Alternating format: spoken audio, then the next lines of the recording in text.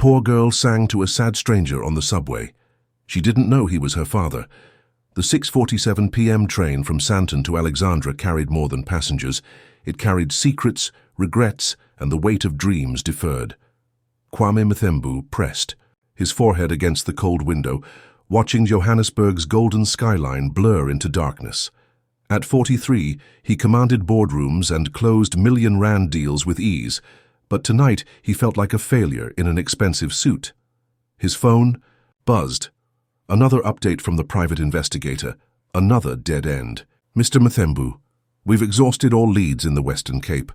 Should we expand the search to KwaZulu-Natal?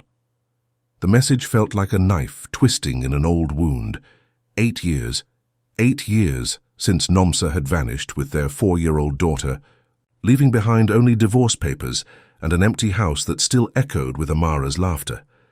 The investigators had cost him nearly 2 million rand, but what was money compared to the hollow ache in his chest where his family used to live? The train lurched as it entered the underground tunnel, and Kwame caught his reflection in the window, salt and pepper beard, eyes that had forgotten how to hope, shoulders that bore the weight of every wrong decision he'd ever made. Then he saw her, a girl maybe 12 years old struggling through the doors with grocery bags that seemed too heavy for her thin frame. Her school uniform was faded but clean, her shoes worn but polished dot. Something about the determined set of her jaw made his breath catch. Asterisk. Stop it, he told himself. Asterisk. Every child isn't Amara. Asterisk. But as the girl searched for a seat, her gaze swept the car and landed on his face. For a heartbeat that felt like eternity, they stared at each other, and Kwame's world tilted on its axis. 12-year-old Amara Kumalo had learned that adults rarely noticed children unless they were causing trouble.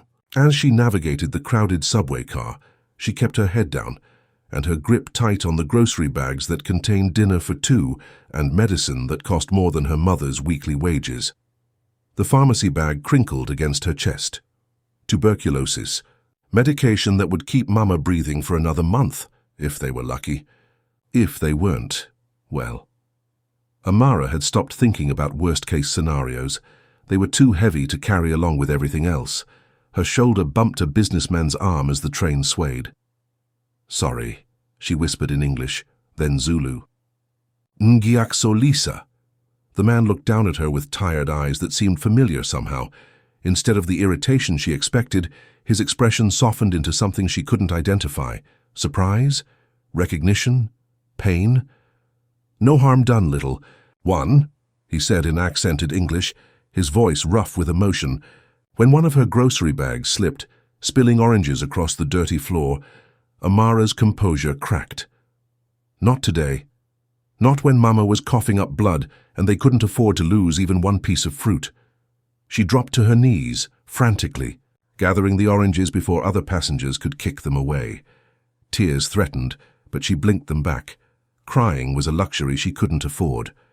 Then those same tired eyes were at her level, and gentle hands were helping her collect the scattered fruit. Here, the businessman said softly. Let me help. As their hands touched, reaching for the same orange, Amara felt an electric shock of recognition, not of his face. She was certain they'd never met, but of something deeper. Something that made her chest tighten with inexplicable longing. Thank you, sir, she managed, accepting his help. He studied her face as they gathered the oranges, and she noticed his hands were shaking. What's your name? He asked, his voice barely audible over the train's rumble.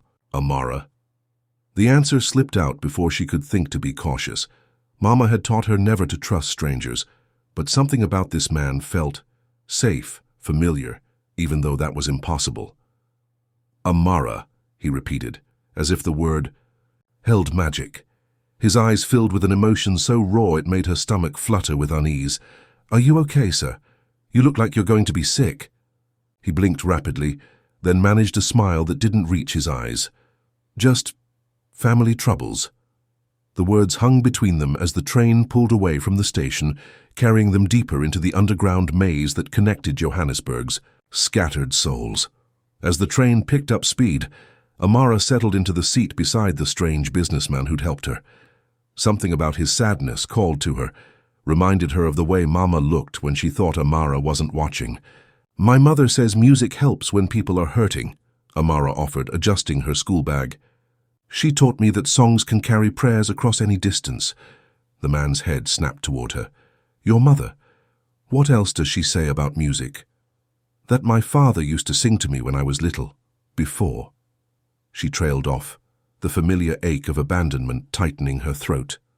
Before he decided work was more important than family. Something shattered in the man's expression. His hands clenched into fists on his knees, and for a moment, Amara worried she'd said something wrong.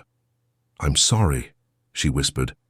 "I didn't mean to make you more sad." "No, child, you didn't." His voice was thick with unshed tears. "Tell me, what was your father's name?"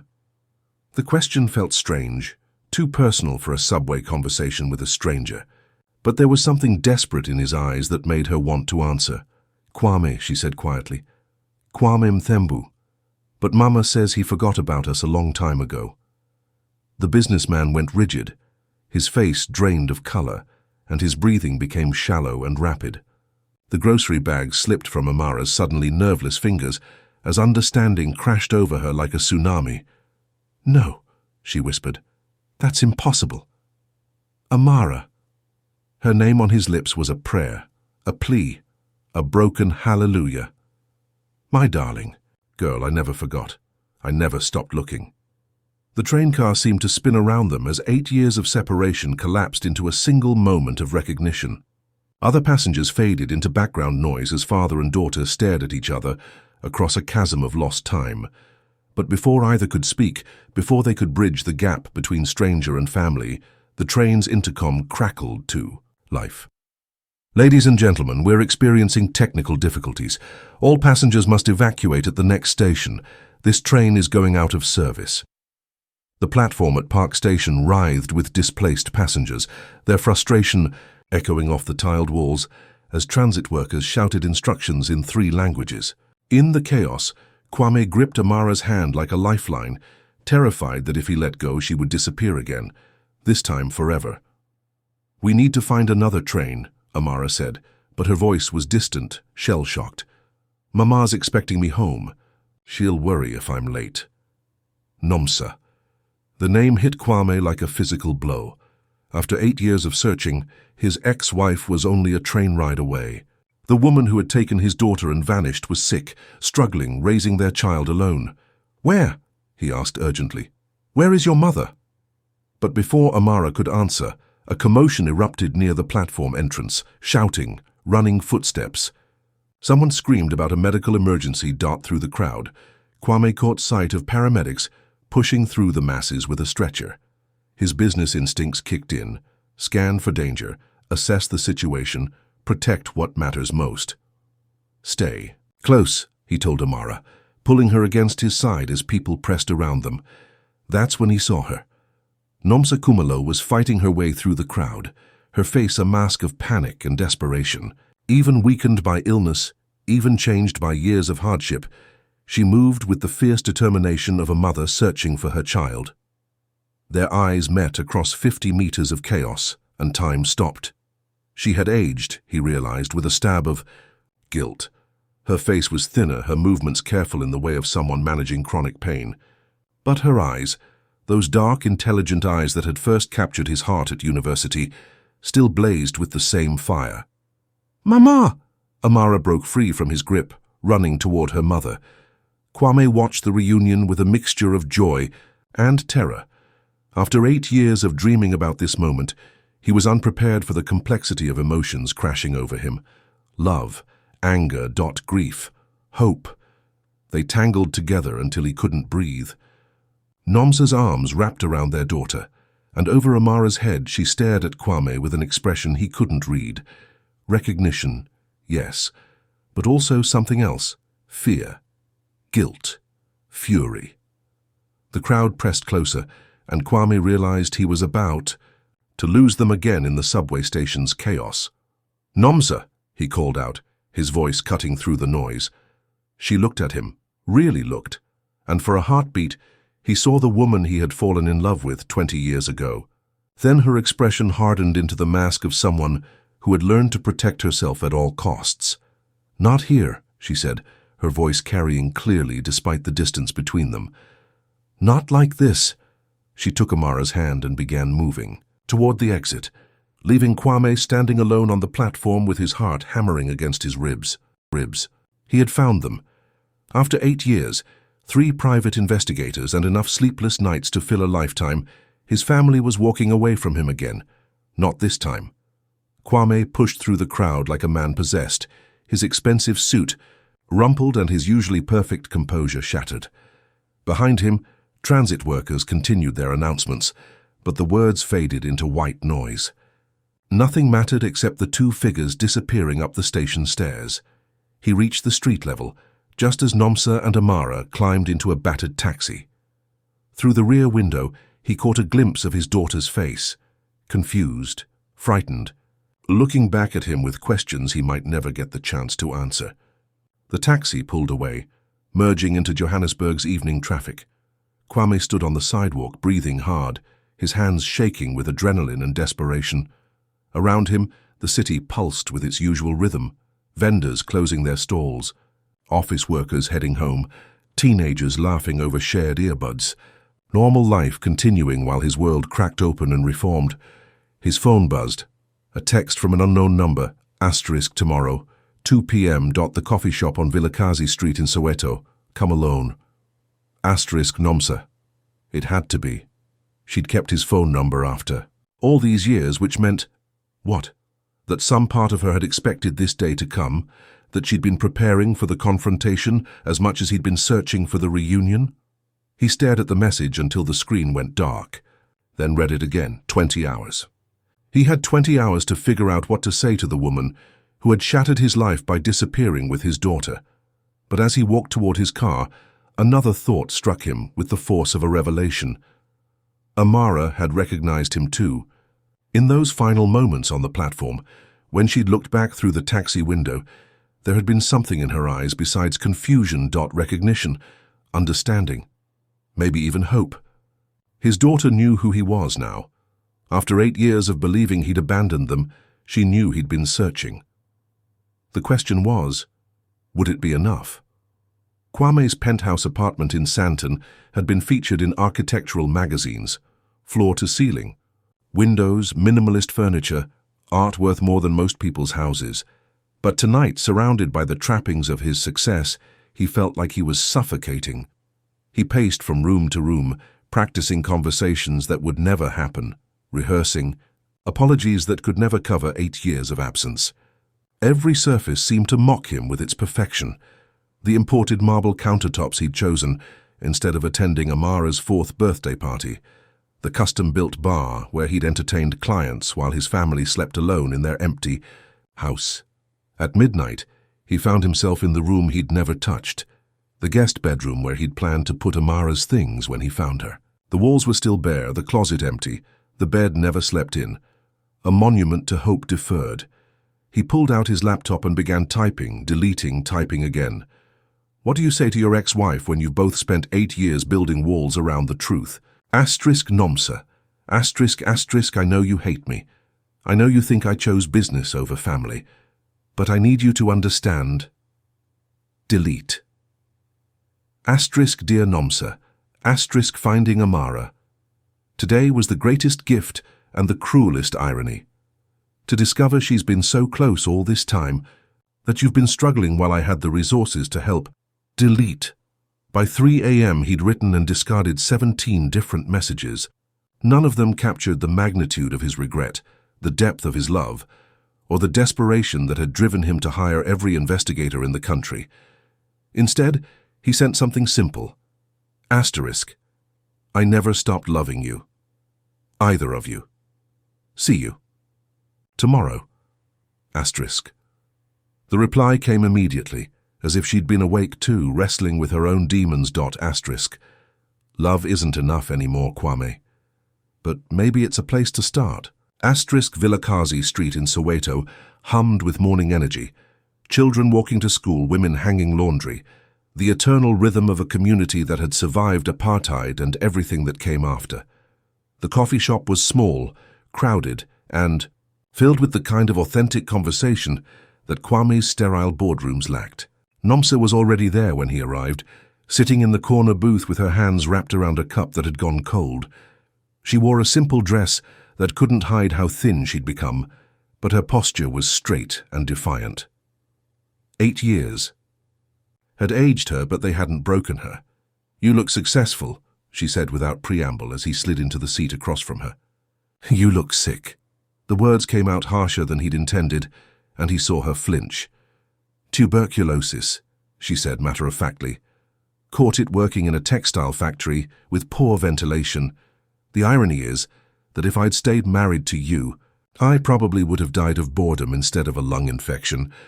Her bitter humor was a defense mechanism he remembered well. When Nomsa felt cornered, she attacked with words sharp enough to draw blood. Why? The question that had haunted him for 8 years finally found its voice. "Why didn't you tell me you were leaving? Why didn't you give me a chance to fix things?" "Fix things?" Her laugh was hollow. "Kwame, you worked 18-hour days. You missed Amara's first steps because you were in a meeting. You missed her first words because you were traveling. When was the last time you came home before she was asleep?" The accusation hit its mark because it was true. In those final months of their marriage, he'd been building the business that was supposed to secure their future, not realizing he was destroying their present. "I was working for us," he said weakly. "No. You were working for you. For your ego, your ambition, your need to prove something to the world." Her voice broke slightly. "And when I lost the baby—" "What baby?" The words exploded out of him. Nomsa went very still. "You don't know." "Know what? Nomsa, what baby?" The coffee shop noise faded as she stared at him across the scarred wooden table. When she spoke, her voice was barely a whisper. "I was pregnant when I left you. 12 weeks. I lost the baby 2 days after I filed for divorce." The world tilted sideways. Kwame gripped the table edge, his vision blurring as the magnitude of what she'd said crashed over him. "A son," she continued, her eyes distant with memory. "The ultrasound showed it was a boy. I was going to name him Thabo, joy. You were pregnant." He couldn't process it, couldn't fit this revelation into his understanding of their marriage's end. "Why didn't you tell me?" "Because I was afraid you'd try to use it to control me, to keep me trapped in a marriage that was already dead." Tears ran freely down her cheeks now. "And because after I lost him, I couldn't bear the thought of watching you grieve something you never even knew existed."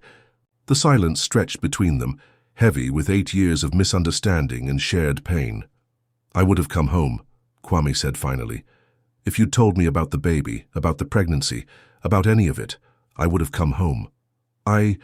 "No," Nomsa whispered. "That's what I was afraid of, that you'd come home out of duty, not love, and I couldn't bear to be someone's obligation."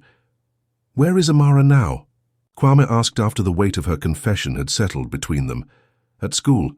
She doesn't know about—" Nomsa gestured vaguely, encompassing the lost pregnancy, the years of struggle, the complexity of adult decisions that had shaped their daughter's life. "She thinks you abandoned us. I let her think that because it was easier than explaining that love sometimes isn't enough to keep a family together. But it could be now." The words came out as a plea. "Nomsa, I'm not the same man I was 8 years ago. Finding out Amara existed, that you both have been here all this time." "Stop," she held up a hand. "Don't make promises you can't keep. Don't tell me you've changed just because the universe threw us back together in a subway station. Then let me prove it." Something shifted in her expression, surprise maybe, or the faintest flicker of hope. "How?" Kwame pulled out his phone and showed her a series of bank transfers he'd made that morning. "I've donated half my business to a foundation that provides healthcare to township families. I've liquidated my investment portfolio to fund tuberculosis treatment programs. And I've put my penthouse on the market." Nomsa stared at the screen, her lips parting in shock. "This doesn't change anything between us," he continued, his voice steady despite the emotion roiling beneath. I'm not trying to buy forgiveness, but I am trying to show you that success means nothing without family, that I've learned what really matters. And what if it's too late? She whispered. What if 8 years is too long to rebuild trust? Before Kwame could answer, his phone rang. The caller ID made his blood freeze. Amara's school asterisk. Mr. Mathembu? The voice was young, probably a secretary. We have your daughter here in the principal's office. She's asking to speak with you. She says it's urgent. Nomsa's face went white. How did they get your number? I don't know, Kwame said, already standing. But if Amara needs me, we go together, Nomsa said firmly. Whatever this is, we handle it together. The principal's office at Alexandra Primary buzzed with tension when Kwame and Nomsa arrived. Their daughter sat in a plastic chair, her school uniform wrinkled, her eyes red from crying. When she saw them walk in together, her face crumpled with relief. Mama, Baba. The words came out as sobs. Principal Mathembu, a stern woman in her 50s, looked between the three of them with confusion and concern. I'm sorry for the confusion, she said to Kwame. When Amara asked us to call her father, we assumed she meant her stepfather or guardian. Your name wasn't in our emergency contact files. That's because, Nomsa began, but Amara interrupted. I told them who you really are, Baba. I told them you're my real father and that you've been looking for us. Her voice was small but determined. I told them the truth. What happened, baby? Nomsa knelt beside her daughter's chair. Why did you need us to come here? Sarah Molefe said terrible things about our family. She said her mother told her that I don't have a real father, that you made me up a story because you were too ashamed to admit I'm a bastard. Amara's voice grew stronger with anger. So I hit her. Principal Mathembu cleared her throat. Amara has never been in trouble before. She's one of our best students. But hitting another child regardless of provocation. She's suspended for 3 days, Kwame said, reading the situation. I understand. Actually, the principal continued, given the unusual circumstances and the fact that this seems to be a family matter that has now been resolved, we're willing to let this incident go with a warning, provided there are no future altercations. As they walked out of the school together, Amara between her parents, Kwame felt something shift in the air around them. Not resolution, that would take time, but possibility. The first tentative steps toward becoming a family again. Ice cream? He suggested, pointing to a vendor across the street. I'm lactose intolerant now, Amara said matter-of-factly. It developed when I was 7. But I like those fruit bars. Another piece of his daughter's life that he'd missed. Another small grief to add to the collection. But when she slipped her hand into his as they crossed the street, when she chose to walk between her parents, instead of clinging to just one of them, Kwame felt hope bloom in his chest for the first time in 8 years. That evening, in the small living room of Nomsa's flat in Alexandra, 3 people sat surrounded by photo albums, medical records, and 8 years' worth of carefully compartmentalized pain. Show me everything, Kwame said quietly. Every birthday I missed, every Christmas, every first day of school. I want to see how she grew up. Nomsa hesitated, then opened the first album. Page after page of Amara's life unfolded. Gap-toothed, grins, school plays, swimming lessons they could barely afford, birthday parties with friends whose names Kwame would never know. Here's when she learned to ride a bike, Nomsa said, pointing to a photo of 7-year-old Amara wobbling on a second-hand bicycle. Mrs. Ndlovu from next door taught her because I was working double shifts at the factory. Each image was a knife twist of regret, but also a revelation of resilience. His daughter had thrived despite his absence, had become brilliant and strong and kind under her mother's fierce protection. And here, Amara said, flipping to a more recent page, is when I sang at the church Christmas concert. I sang the song Mama Taught Me, the one you wrote for her when I was little. Kwame's breath caught. You remember the song? Not remember, exactly. But Mama sang it to me every night when I was scared or sick or missing you. Amara looked between her parents. She said it was a love song that could travel any distance. The air in the small room grew thick with unspoken emotion. Nomsa's hands trembled as she turned another page, revealing a photo that made Kwame's heart stop. It was Amara at age 8, standing in front of a hospital, holding a sign that read, "Looking for my Baba, Kwame Mthembu." Below it, in a child's careful handwriting, "I am at Charlotte Maxeke Hospital with my sick mama. Please find me." "You went to the hospital where I was born," Kwame whispered, his voice breaking. "She had pneumonia that winter," Nomsa explained. "We were there for 2 weeks. Amara was convinced that if she made a sign and stood outside, long enough you would somehow see her and come. I was in Cape Town that month," Kwame said, the cruel irony cutting deep, "closing a deal that made me richer and meant absolutely nothing. The nurses felt so sorry for her," Nomsa continued. "They let her sing in the children's ward to cheer up the other sick kids. That's when we discovered she had a real gift." More photos followed. Amara performing at community centers, church events, school competitions, always singing, always carrying music like a bridge between the world she lived in and the father she'd lost. "There's something else," Nomsa said quietly. She disappeared into the bedroom and returned with a small wooden box. "She wrote you letters. Inside were dozens of folded papers, covered in a child's evolving handwriting.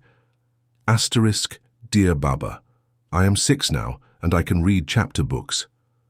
Asterisk, asterisk, Dear Baba, Mama is sad today.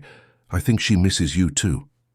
Asterisk, asterisk, Dear Baba, I sang your song at school and everyone said it was beautiful. Do you still remember it?" Asterisk. Kwame read each one with tears streaming down his face, watching his daughter grow up in stolen moments, in words he was never meant to see. The last letter was dated just 6 months ago. Asterisk, Dear Baba, I'm 12 now, and I know you probably forgot about me. Mama says sometimes adults make choices that hurt children, but it's not the children's fault. I don't know if you're still alive or if you ever think about me, but I want you to know that I forgive you, and if you ever want to find me, I'll be waiting. Love, your daughter Amara. The silence that followed was broken by the sound of Kwame, sobbing, deep, wrenching sounds of a man confronting 8 years of accumulated grief all at once. "I'm sorry," he whispered, though the words felt inadequate. "I'm so sorry I wasn't here for any of it." "But you're here now," Amara said simply, moving to sit beside him on the worn couch. "That's what matters, right? That you're here now?" Over the following weeks, Kwame learned that rebuilding a family was more complex than closing business deals. It required patience, consistency, and a willingness to be vulnerable in ways his corporate persona had never demanded. He moved from his penthouse to a modest house in Randburg, close enough to Alexandra to be present, far enough to give Nomsa and Amara space to adjust. He learned Amara's schedule, her friends' names, her favorite foods. He attended parent-teacher, conferences and school plays, sat through homework sessions and teenage drama with the dedication of someone making up for lost time. But just as things began to stabilize, a new crisis emerged. "The doctors want to do more tests," Nomsa told him quietly one evening after Amara had gone to bed. They were sitting on the small porch of her flat, the sounds of the township settling into night around them. "What kind of tests?" "The tuberculosis. Medication isn't working as well as they hoped. They're concerned about drug resistance, possible complications." Her voice was steady, but he could see the fear in her eyes. "If the new treatment doesn't work..." She didn't need to finish the sentence. They both understood the implications. "We'll get through this," Kwame said firmly. "Together. The SHU, best doctors, the best treatment, whatever it takes." "And if the worst happens?" Nomsa asked. "If I don't make it through this? What happens to Amara then?" The question hung between them like a sword. For 8 years, Nomsa had been both mother and father to their daughter. If she didn't survive her illness, could Kwame step into that role? Could a man who had missed 8 years of bedtime stories and scraped knees suddenly become a single parent to a 13-year-old girl? "She would come live with me," he said without hesitation, and I would spend every day for the rest of my life trying to be the father she deserves. Even if she hates you for not being here when she needed you most. Even then. Nomsa studied his face in the dim porch light, searching for certainty in a situation that offered none. "There's something I never told you," she said finally, "about the day I left." Kwame braced himself for another revelation, another piece of their shattered history. "I waited," she said quietly. "After I packed our things, after I signed the divorce papers, after I'd made all the arrangements, I waited. I sat in that empty house with Amara asleep in my arms, and I waited for you to come home. I gave you until midnight to walk through that door and fight for us." "Nomsa, you came home at 12:17 a.m. I heard your car in the driveway, heard your key in the lock dot. But by then, I'd already called the taxi. By then, I'd already decided that 17 minutes was too late." The confession hung in the air between them, heavy with the weight of sliding doors and missed chances. "If you had come home 17 minutes earlier," she continued, "none of this would have happened. Amara would have grown up with her father. We would have worked through our problems. Our son might have survived." "And now?" Kwame asked. "Are we still 17 minutes too late?" Before Nomsa could answer, they heard a sound that made them both freeze, Amara coughing from her bedroom. Not the normal cough of a child with a cold, but the deep, rattling cough of someone whose lungs were struggling. They rushed inside to find their daughter sitting up in bed, her nightgown soaked with sweat, her lips tinged blue from lack of oxygen. "I can't breathe," she whispered, her eyes wide with panic. The emergency room at Charlotte Maxeki Hospital was a controlled chaos of medical professionals, worried families, and the ever-present smell of disinfectant mixed with fear. Kwame paced the waiting area, while Nomsa sat hunched in a plastic chair, both of them watching the clock tick away the longest hours of their lives. "Tuberculosis is not typically contagious between family members in the way you might think," Dr. Patel, the respiratory specialist, explained when she finally emerged from the examination room. "But given your wife's condition and the close living quarters—" "Ex-wife," Nomsa corrected automatically, then looked startled at her own words. "The good news is that Amara doesn't appear to have active tuberculosis. The bad news is that she's developed severe asthma, likely exacerbated by environmental factors and stress, given her living conditions." The implications hung in the air unspoken. Alexandra's air quality, the overcrowded conditions, the constant worry about her mother's health, all of it was slowly poisoning their daughter's lungs. "What does she need?" Kwame asked. "Clean air, reduced stress, a stable environment, and ongoing monitoring to ensure the asthma doesn't progress to something more serious." When they were finally allowed to see Amara, she was sitting up in the hospital bed, an oxygen cannula in her nose, and a brave smile on her face that broke both her parents' hearts. "I'm okay," she said quickly, seeing their worried expressions. "The doctor says I just need better medicine and maybe to live somewhere with cleaner air." She looked between her parents with an expression far too mature for her 13 years. "I heard what Dr. Patel said about environmental factors, and I know our flat is small and crowded, and the air isn't good. But Mama, I don't want to leave. Udat and Baba, I don't want you to think you have to fix everything with money again." The wisdom in her words shamed them both. "What do you want, baby?" Nomsa asked gently. "I want us to be a real family," Amara said simply. "Not perfect, not rich, not like the families on TV. Just real. All of us together, figuring it out as we go." Kwame and Nomsa exchanged a look over their daughter's head, a wordless conversation that contained 8 years of hurt, regret, love, and possibility. "Together," Nomsa said finally. "We do this together." The house in Melville was nothing like Kwame's former penthouse.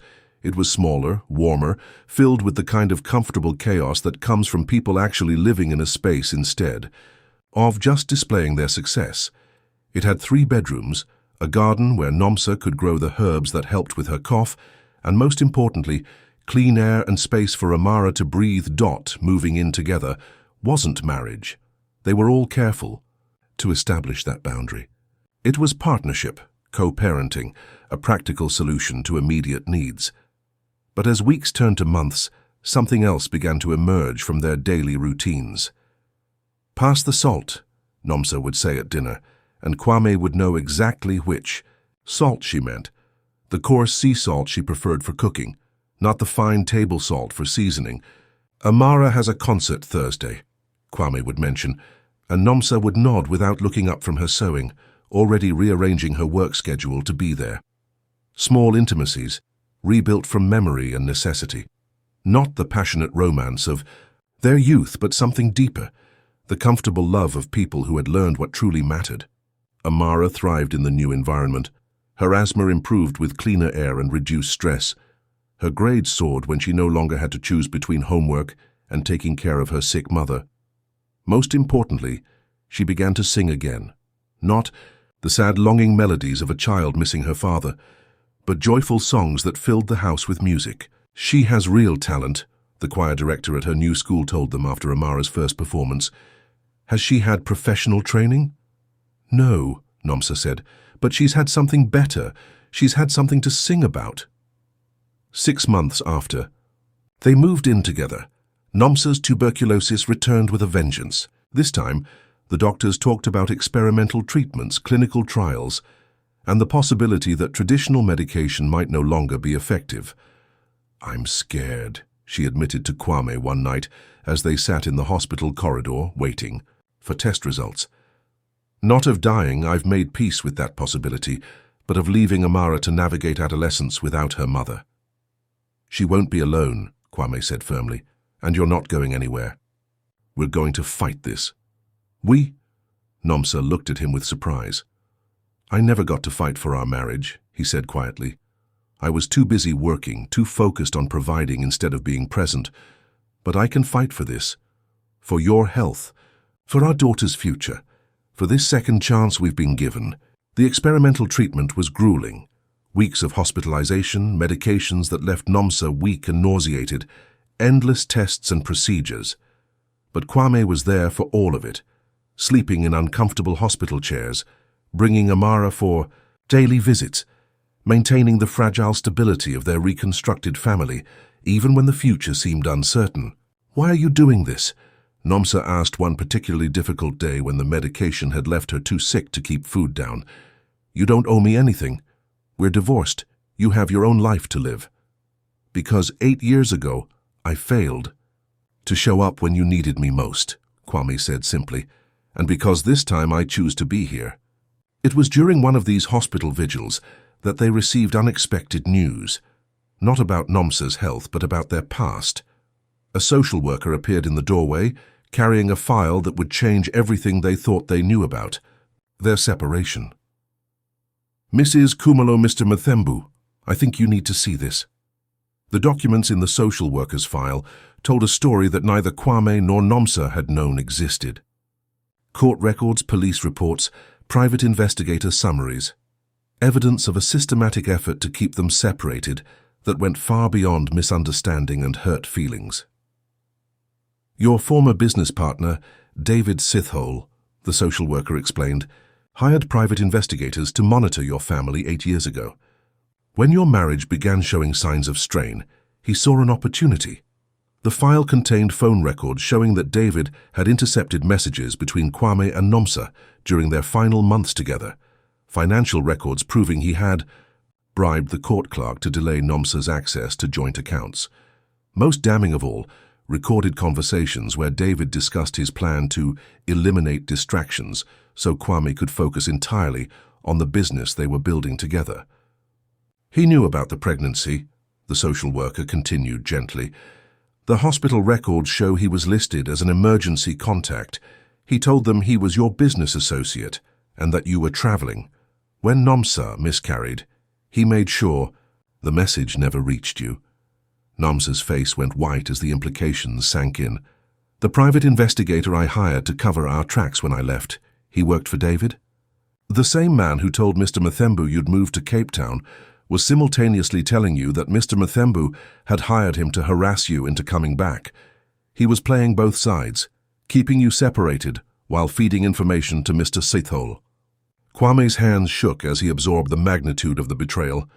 His business partner, The man he'd trusted with everything, the man who'd stood beside him as they built an empire, had deliberately destroyed his family to maintain his own financial interests. Where is he now? Kwame's voice was deadly, quiet. Prison, actually. He was arrested last month on fraud charges related to another business deal. When the investigators went through his files, they found records of his interference in your marriage. That quote se what prompted this investigation. Herzia, the silence in the hospital room was deafening as 20 years of friendship, 8 years of separation, and countless assumptions crumbled under the weight of documented deception. All this time, Nomsa whispered, I thought you chose work over family, but you were being manipulated just as much as I was. And I thought you left because I wasn't enough, Kwame said, his voice breaking. Because I'd failed as a husband and father. Amara, who had been quietly listening from her chair beside her mother's bed, spoke up with startling clarity. So we were all lied to. We all believed things that weren't true. But that doesn't change what happened next, does it? We still lost 8 years. We still have to figure out what comes now. Her parents stared at her, struck once again by their daughter's wisdom. You're right, Nomsa said finally. Knowing the truth doesn't undo the damage, but maybe it gives us permission to stop blaming ourselves for something that was largely out of our control. And maybe, Kwame added, reaching for both their hands, it gives us permission to try again, not to go back to what we were, but to build something new based on who we've become. The experimental tuberculosis treatment worked, slowly but steadily rebuilding Nomsa's damaged lungs and returning color to her cheeks. As her health improved, so did the delicate ecosystem of their unconventional family. They developed new traditions, Sunday morning breakfasts where everyone cooked something different, evening walks around the neighborhood where Amara would point out houses she liked and imagine the families inside, movie nights where they took turns picking films that ranged from Bollywood musicals to nature documentaries. We're like a puzzle that got taken apart and put back together wrong, Amara observed one evening as they sat on the back porch, watching the sunset paint the sky in shades of gold and purple. The pieces are the same, but the picture is different. Is that a good thing or a bad thing? Nomsa asked, automatically reaching out to smooth her daughter's hair. Different. Not good or bad, just different. Maybe better in some ways because we all know what it feels like to lose each other. So we don't take it for granted anymore. Kwame marveled at his daughter's emotional intelligence, her ability to articulate complex feelings that adults often struggle to express. She had inherited her mother's fierce intuition, and he hoped some of his determination to fight for what mattered. There's something I want to ask both of you, Amara said, her tone growing more serious. The school wants me to audition for a music program, a really good one, at the University of the Witwatersrand. It would mean extra classes, traveling, for competitions, maybe even recording opportunities. She looked between her parents, anxiety flickering in her dark eyes. But it would also mean being away from home more. And after everything we've been through, I don't know if I want to risk losing time with you again. The admission broke their hearts and filled them with pride simultaneously. This remarkable young woman who could have been bitter or broken by the circumstances of her childhood, instead chose love and connection over individual achievement. Baby, Nomsa said gently, your talent is a gift. Not using it because you're afraid of separation would be like keeping a beautiful bird in a cage because you're worried it might fly away. Besides, Kwame added, you're not getting rid of us that easily. We'll be at every performance, every competition, every recording session if you'll have us. The difference is that now you get to spread your wings, knowing you have a safe place to land. Amara smiled, the first truly carefree smile they'd seen from her in all their months of rebuilding. Okay, she said, but I have one condition. What's that? They asked in unison. I want to sing the song that brought us back together. The one you wrote for Mama, that she taught to me, that somehow reached across 8 years and a subway car to bring Baba home. I want to record it professionally and make sure no family ever loses each other the way we did.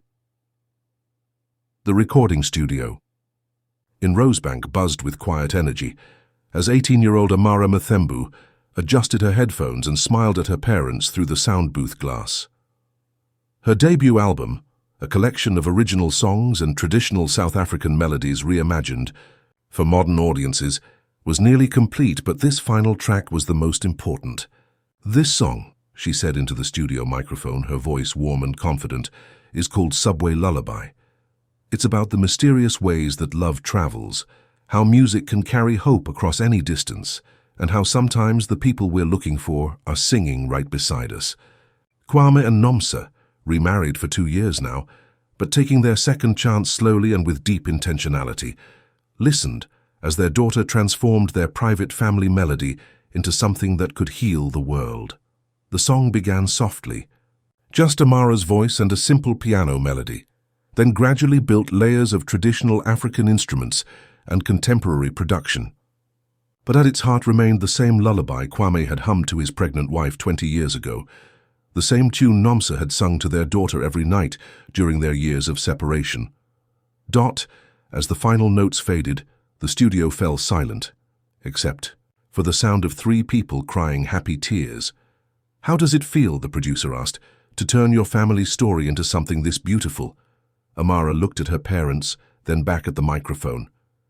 "It feels like coming home," she said simply, "like proof that no matter how lost we get, music and love can always find a way to bring us back together." Outside the studio windows, Johannesburg stretched toward the horizon in all directions, its underground trains carrying new stories, new heartbreaks, and new possibilities for miracles in the most unexpected places. And somewhere, in that vast, urban maze, other lost souls were waiting for their own moment of recognition, their own subway lullaby, their own proof that families, like the best songs, can be broken and remade but never truly destroyed. In the end, the Mthembu family had learned that love isn't just about being together. It's about choosing each other, again and again, through separation and reunion, sickness and health, misunderstanding and forgiveness.